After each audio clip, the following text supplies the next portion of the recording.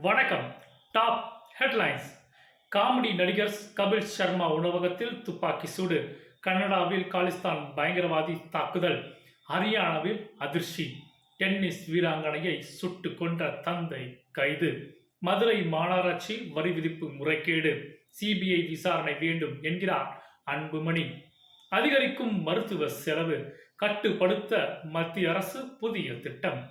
உள்நாட்டு பாதுகாப்பில் தமிழகம் முன்னணி. முதல்வர் ஸ்டாலின் பாராட்டு.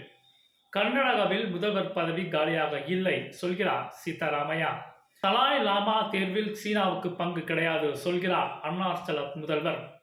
மனித நேயத்திற்கு எதிரான குற்றம். ஷேக் ஹசீனா மீது குற்றச்சாட்டு பதிவு. வாக்காளர் பட்டியல் திருத்தம் நாடு முழுவதும் அமலாகும். சுப்ரீம் கோர்ட்டில் தேர்தல் கமிஷன் திட்டவட்டம். அதிமுகவை மீட்க முடியாத இபிஎஸ் தமிழகத்தை மீட்கப் போகிறாரா? முதல்வர் ஸ்டாலின் கிண்டல். உள்துறையை கட்டுப்பாட்டில் வைக்காமல் செயலிழந்து விட்டாரா முதல்வருக்கு அண்ணாமலை கேள்வி.